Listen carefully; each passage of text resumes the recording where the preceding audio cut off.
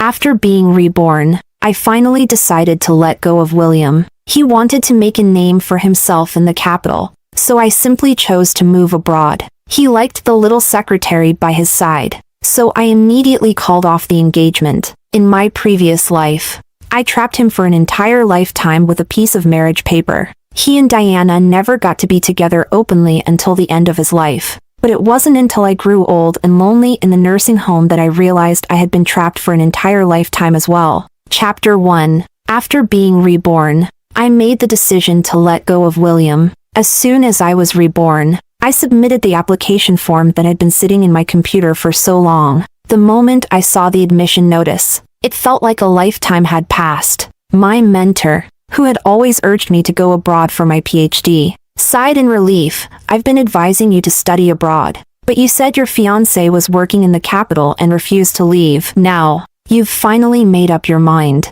Speaking of William, he was truly a son of heaven. He came from a wealthy family and had started his own business at a young age. He was already well known in the industry and was in the prime of his career. As for me, besides having good grades, I didn't stand out in any other aspect. If it weren't for the agreement between our families from when they were young, there was no way William and I would ever have been matched. I looked at my mentor with clear eyes. This time, I want to try walking my own path. My mentor patted me on the shoulder. A PhD is long and lonely. You need to be mentally prepared. No matter how long it would be, it wouldn't be as long as the previous life. In my previous life, I gave up the opportunity to study abroad for my PhD. The Koo family pressured us to get married. Less than a month after we got married, I became pregnant. And from then on, I was trapped in household chores. William Koo thought his duty was fulfilled and rarely returned home. He was busy with his career and socializing. The company, which had already become somewhat well-known, expanded rapidly, and he was flying all over the place. But no matter where he went, Diana, as his secretary, was always by his side. She not only managed his work but also took care of his personal life. Meanwhile, I was stuck in the Koo household, raising children and taking care of the elderly. Our son grew up in a widowed family, and I always thought he was overly dependent on me, until one day, I saw him engaged to Diana's niece. In the private room, he was as casual as could be, smiling as he picked up his teacup and said, "Mom, have some tea." A month later, he finally came clean to me, his tone indifferent. He said, "Mom, Dad is a career-oriented man. You, a housewife, trapped him for a lifetime, and that's enough." He continued, "He's already done better than most men. He's given you dignity. You can't be so greedy and want everything." He believed that only William was trapped by the marriage, and I was just meant to be the sacrificial lamb of family life.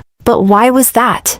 When we were young, I asked him about his willingness. He agreed to the marriage arranged by our elders. For that, I gave up my career and my dreams. He worked hard to build his career, but I also worked tirelessly taking care of his parents. He socialized and drank outside, while I had to manage the daily meals for the entire family. During the hardest times, I would hold our son in one arm and carry a registration slip in the other. I ran up and down taking his parents to see the doctor, buying medicine, and paying the fees. As he approached 50, he rose higher in his career, making great strides. Meanwhile, my world became smaller and smaller, and life held me captive. At this point, everyone said I was unworthy of him. Everyone urged me to let go. Even my son, whom I had raised. He felt that Diana should be the one standing by his side. But I refused. The last time I had an argument with my son, he left me standing on the street.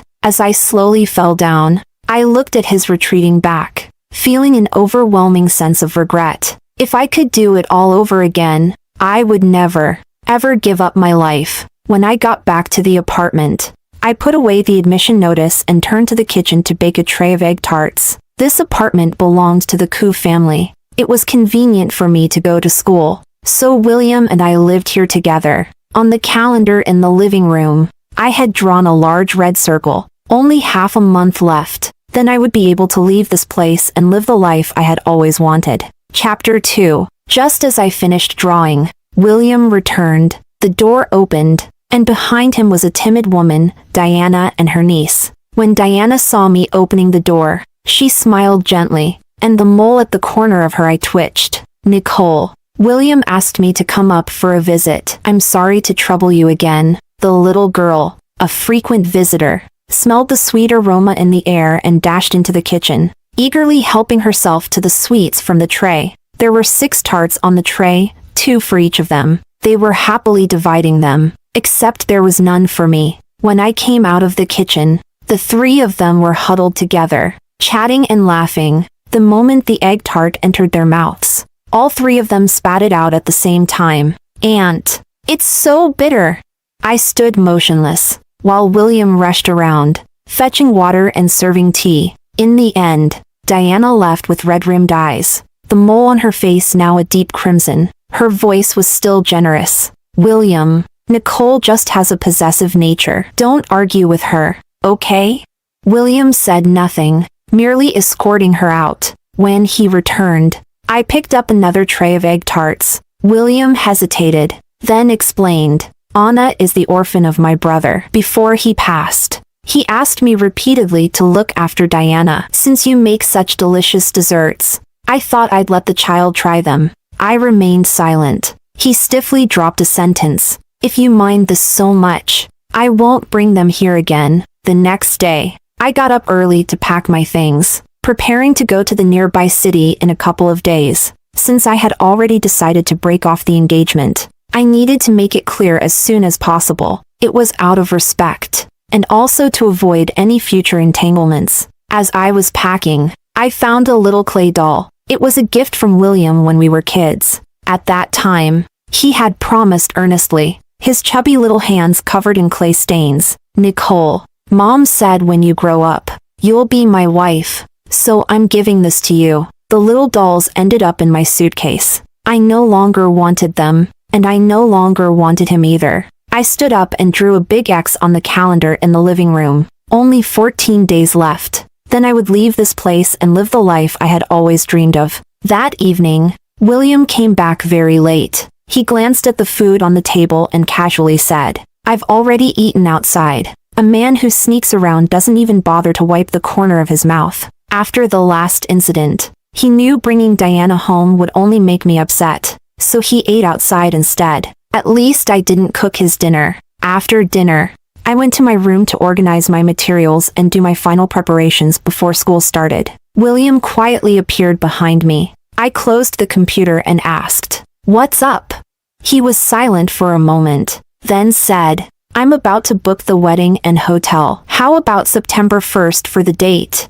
What a perfect date. It happened to be the day I started school. I looked up and stared at William. 3 seconds later, he averted his gaze. In my previous life, he had treated our relationship like a business transaction, dating, marriage, having children, and supporting the family.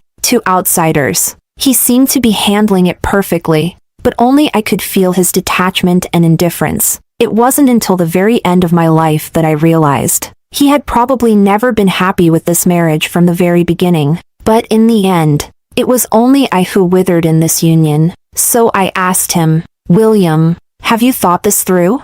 He froze for a moment, clearly not expecting me to ask this. Then I heard the exact same answer as in my previous life. He said, "Nicole, you're the only woman I recognize as my wife." This time, I didn't hesitate. I said, "Marriage is a big decision. We should talk to our parents first. The date isn't urgent. Let's wait a little longer." He let out a sigh of relief and quickly changed the subject. "You're still reading English literature so late? Don't overwork yourself." That was my entrance assignment. In this life, I was going to choose the path I hadn't chosen before. I wanted to see how wonderful Nicole's life could be without William. The next day, William woke up early. When I got up, there was a bowl of crab roe wontons from Nanjing on the table. It was my favorite. He was rarely this considerate, and I waited to see what he would do next. Sure enough, William hesitated before speaking. "Nicole, I can't go with you to your parents' house this time. Anna is sick,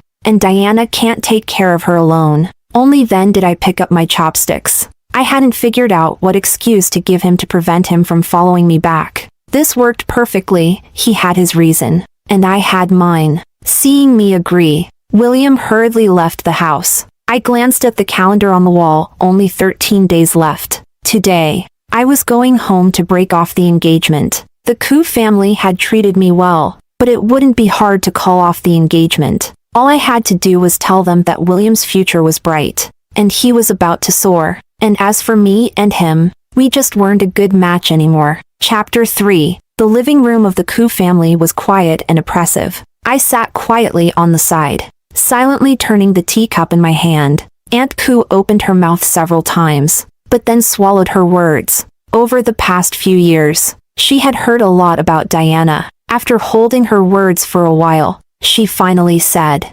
"Even if he has Diana in his heart, you two are still engaged. If he dares not marry you, I will take care of him." It was Uncle Koo who made the final decision. "Since you've decided to break off the engagement, we respect your choice. But Nicole, our family's relationship will remain unchanged. The Koo family will always support you." William was now the golden boy in everyone's eyes, so even his own parents couldn't understand why I was so determined to break off the engagement. But I understood, when it came to this marriage, they likely had their own secret expectations. Now that I had taken the initiative to call it off, it was considered courteous. This was good. From now on, I no longer wanted any connection with William or the Koo family. After all, in the end, they were a family, not me. The engagement was called off, to avoid any complications. I lied and told them that William was too busy and that it was his idea for me to come home alone. Aunt Koo, upon hearing this, seemed genuinely guilty. She persuaded me to stay with them a little longer before I left. I didn't mind staying, as I didn't want to return to that small apartment and spend every day and night with William. I stayed at the Koo family's house for 10 days. During that time, William made only one phone call. Once he knew I was at the Koo family's house, he didn't call again. He was still the same as before. When it came to our relationship, he treated it like a business matter. No care, no emotional outbursts. When I got back home, I immediately drew 10 big red crosses on the calendar. Only 4 days left. Just 4 more days. I was carrying my luggage back home when I heard the sound of the door opening. William was standing outside, but behind him were Diana and Anna. "You're back?" William looked surprised when he saw me.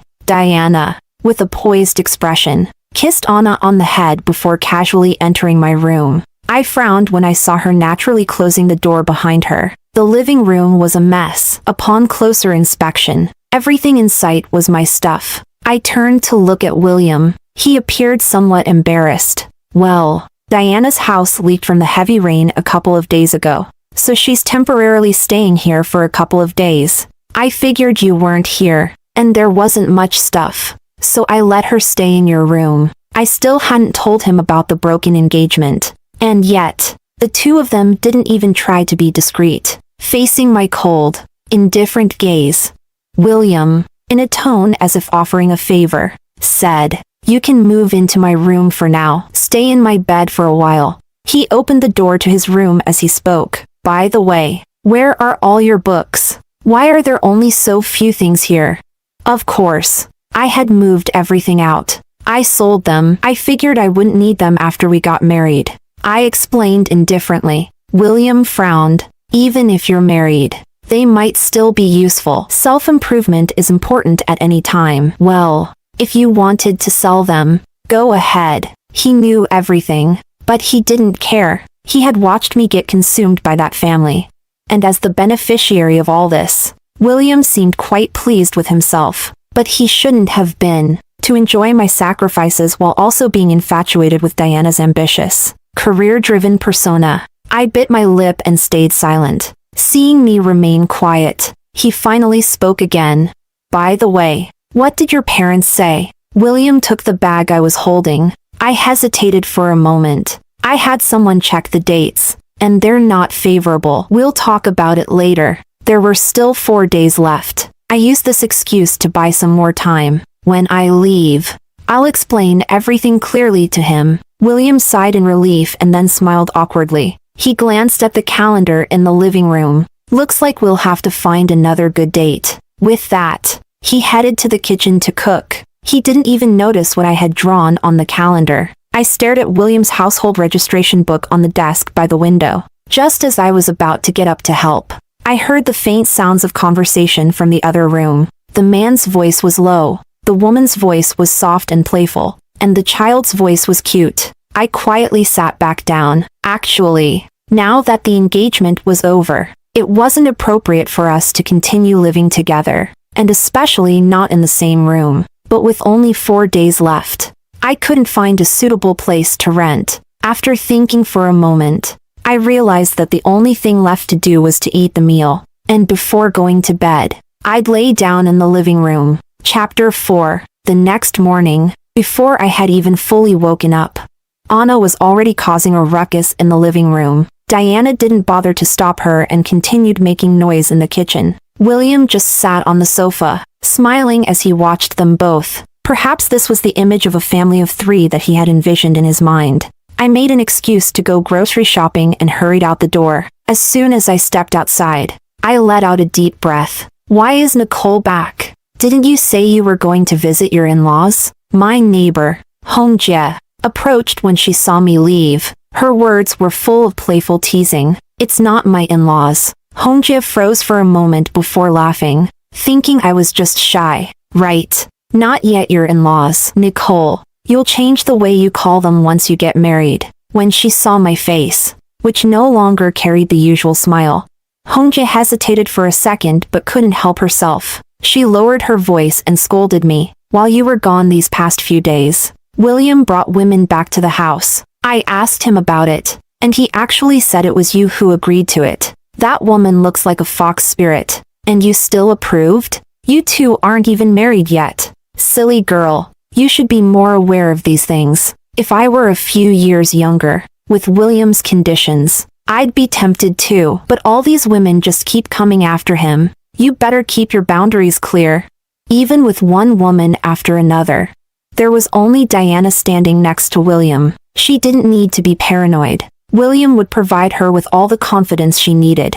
What I hadn't expected, though, was that William would tell others that I was the one who had agreed to it. He was clearly going to great lengths to avoid any dirt falling on Diana's reputation. He was really putting in the effort. But there were some things I couldn't say just yet. Hongjie, seeing my soft demeanor, clicked her tongue and, in the end, repeatedly reminded me to be more vigilant at home. When I returned, the living room was empty, but I could hear rustling sounds coming from the basement. After a while, Anna bounced upstairs, holding a torn and tattered piece of paper. I focused my gaze and realized it was a portrait I had drawn of William last New Year's Day. In the picture, the man still looked aloof, but his lips were curved with a faint smile. The room was warm, like spring, and outside, fireworks were bursting in the night sky. In those few hours, William's eyes had only had room for me. At that time, I had always thought that after marriage, we would repeat that simple happiness many times. But I never expected that would be the only time he had looked at me seriously. The picture in Anna's hands was already damaged, with sticky sugar stains on the paper. Behind her, Diana had followed her up. The child doesn't understand. Nicole, you won't mind, right? Her voice was soft, but the smugness and disdain in her eyes were evident. If you know she doesn't understand, then teach her better. Diana was caught off guard by my response and paused for a second. Children are the best at reading the atmosphere. And Anna suddenly rushed forward. With her dirty little hand, she slapped my skirt, leaving a black handprint. You're not allowed to bully my aunt. The little girl's voice was sharp and shrill. William rushed into the room, snatching Anna up into his arms. But I didn't look at him. My gaze went to the fallen piece of paper. William, following my eyes, froze for a moment. He clearly understood something. He wanted to say something, but then swallowed it back. Diana looked more pleased, though her eyes were reddening. William, I'm sorry. It's my fault for not looking after Anna. I let out a light laugh, which sounded strange in the stillness. 3 pairs of eyes immediately turned to look at me. I picked up the picture, holding it up to the light. I didn't draw it right at the time. The light in the room wasn't that bright. With that, I tossed the picture into the trash can and walked into the kitchen with a blank expression. William suddenly looked up, staring blankly at my back. He didn't care about Anna, who was still upset. William followed me into the kitchen. He hesitated for a while before speaking awkwardly. I've been working on finding a new house these past few days. In a couple of days, Diana will take Anna and move out. I know that women often have conflicts, but can you please bear with it a little longer? I didn't even think about it before replying. Sure. After all, there were still 3 days left before I left. The house technically belonged to the Koo family, and how they chose to lock themselves away in this house was none of my business. I had agreed too quickly, and William was left speechless. His face shifted from pale to green, looking quite uncomfortable. He thought I was angry about what had just happened, sighed, and tried to pull me back. Anna's still a child. I've told you many times. I'm taking care of them because it was my brother's request. Diana isn't easy either. Don't always think of her in such a dirty way. I sneered. So, you brought her back and said it was my idea?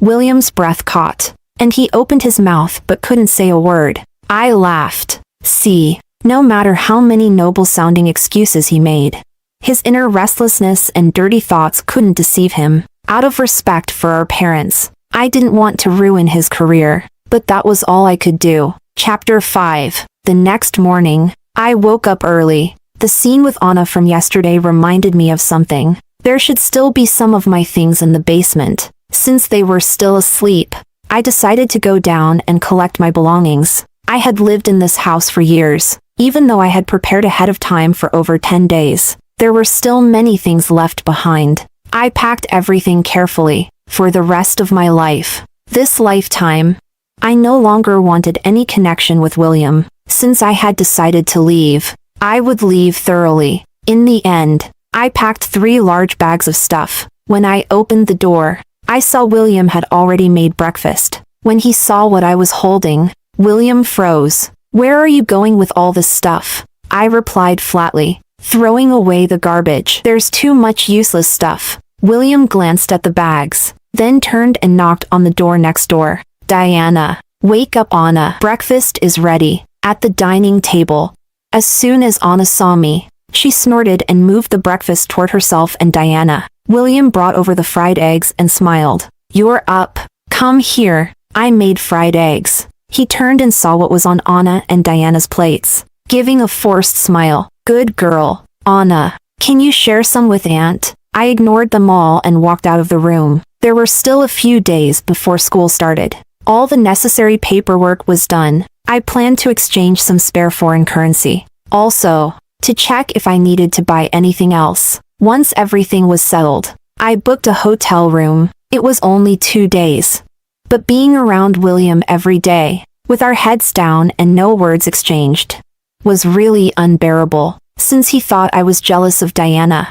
Let him think that. It was the perfect excuse for me to move out. Everything ready. I returned home, but to my surprise, Anna was playing with my passport. My mind went blank. What are you doing? I snatched the passport from her hands, and Anna was startled, falling off the table. Her heart-wrenching cries brought Diana rushing from the other room. What are you doing?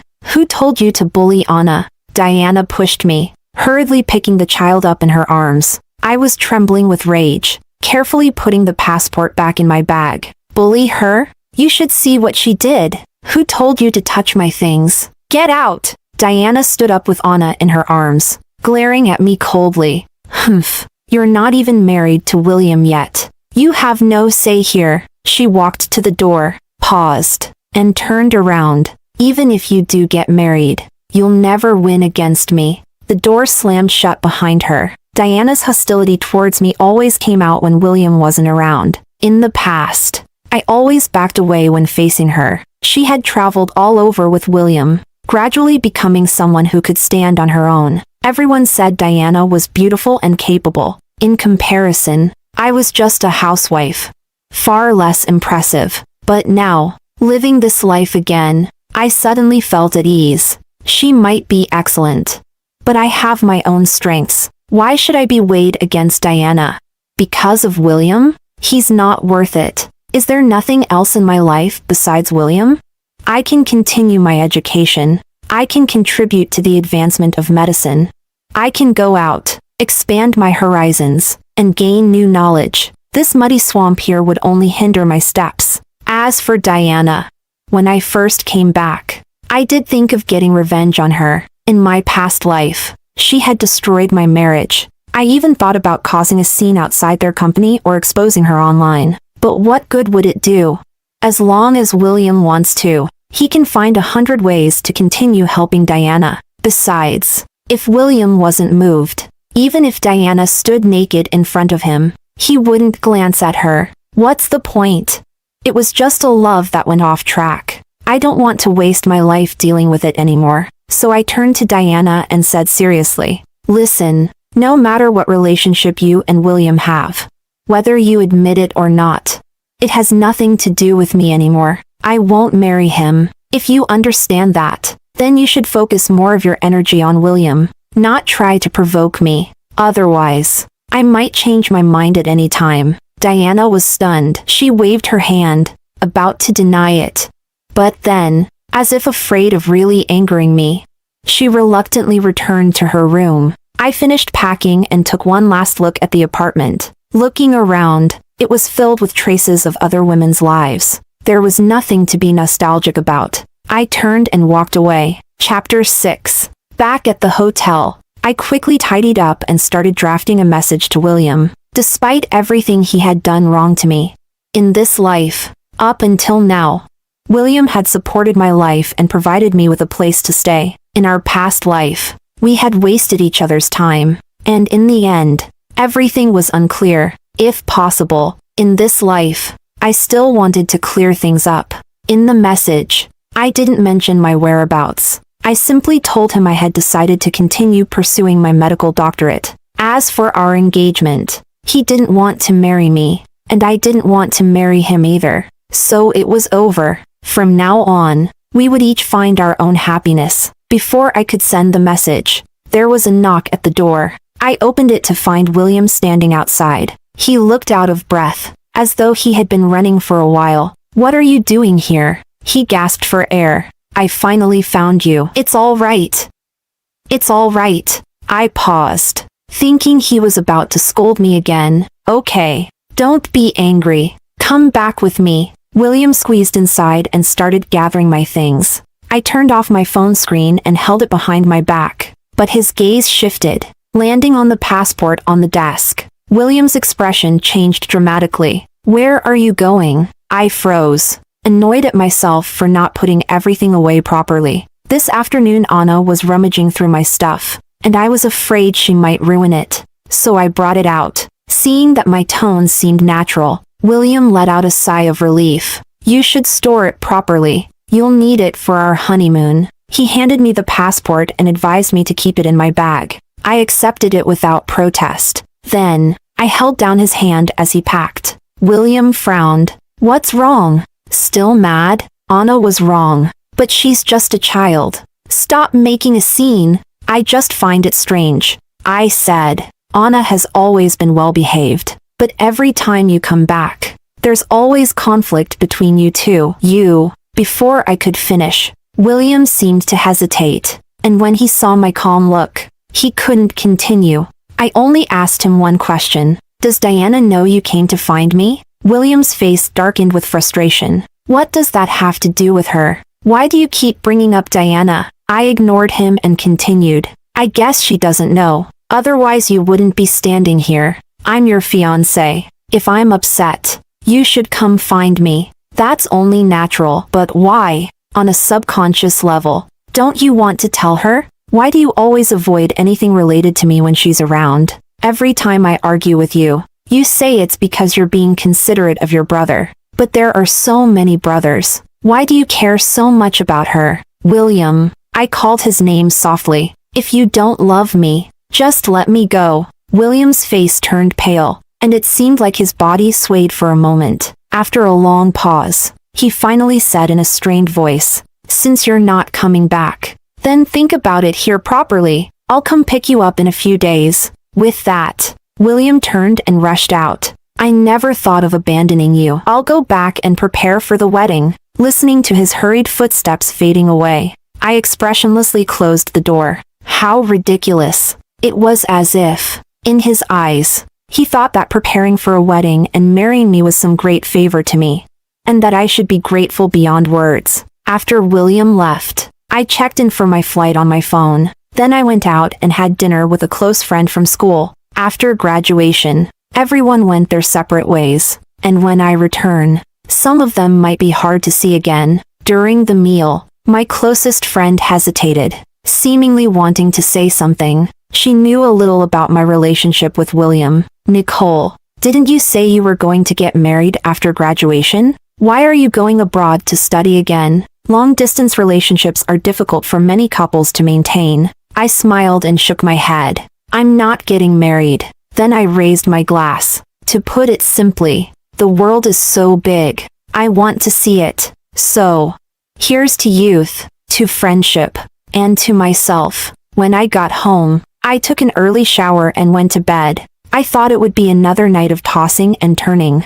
But instead, I had a peaceful sleep and woke up to the morning light. After waking up, I went straight to the airport. Before boarding, I sent the message I had been editing for so long. After I sent it, my phone started vibrating uncontrollably. I immediately turned it off. When the plane took off, I felt a lightness in my body. In that moment, it felt like I saw my past self saying, "Thank you." Chapter 7. When the plane landed, and I truly stepped onto foreign soil, I suddenly wanted to cry. The step that had been impossible for me to take in my past life turned out to be so easy to achieve, as long as I wanted it. I collected my emotions and went to report to the school. In my previous life, I never had the chance to enter a university. This time, I cherished the opportunity beyond measure. Aside from eating and sleeping, I spent every other moment either in class or in the library. During this time, I also received 3 calls from William. The first was a month after the semester started. William had tried various means, and finally managed to get my number. When an unfamiliar number appeared on the screen, I had already guessed it was him. On the phone, William's emotions were intense. He said he disagreed with the cancellation of the engagement. He said that in his heart, I had always been his wife. Half a minute later, I hung up the phone. The second call came 2 months later. On a snowy day, William's tired voice reached me. He said he had arranged a house and job for Diana and had told her that they would never meet again. That day, I quietly listened to him. The last time William called me was on Christmas Day. It was snowing heavily, and this time, I was the one to speak first. I said, "William, today the semester grades came out. I got an A. At the start of the semester, it was really hard for me. I had to learn a new language while attending lectures, and also rush through experiments. The experiments didn't go smoothly. It was a never-ending series of failures. No one knew when we would see results." William listened carefully on the other end, his breath light. Finally, I said, "But you know, William, I'm really happy. I'll never trap myself again." On the other end, William's voice suddenly became choked. His tired voice sounded again, "But I really miss you." You see, his subject is still I. He never cared about the escape of my soul, even in his moments of pleading. After that phone call, I cried freely on the streets of a foreign country. In my past life, no matter how difficult it was, I had screamed, hated, and regretted, but I never shed a tear. I had almost forgotten the feeling of crying. I wiped my tears away and began to study even harder. During my second year of doctoral studies, I made a breakthrough in one of my experiments, although there was still a long road from the experiment to clinical application. If I kept moving forward, thousands of patients would benefit in the future. Late every night, when I raised my head from the lab, looking at my fellow students still immersed in their work, I would feel an inexplicable force pushing me forward. Fighting for my dreams felt so fulfilling. Later, I learned from my classmates that William had gotten married. His partner was Diana. My classmates spoke carefully, perhaps considering my feelings, and began to explain. "I heard William has been working on opening a branch near where you are studying. When Diana found out, she went to cause a scene, but I'm not sure of the details. All I know is, the next morning, they woke up in the same bed. William refused to agree, but Diana was pregnant. I didn't say anything in response. In this life, he still entered marriage for responsibility's sake. As a son, as a father, but never as a husband. At the end of the conversation, a classmate suddenly sighed. When you went abroad to study, I thought leaving William was a loss for you. But now, I think, a woman living for herself is the real brilliance. Nicole, you really have earned our respect now. 7 years later, I graduated with my PhD. I returned to my homeland with a pile of research achievements. From then on, my life was filled with good memories.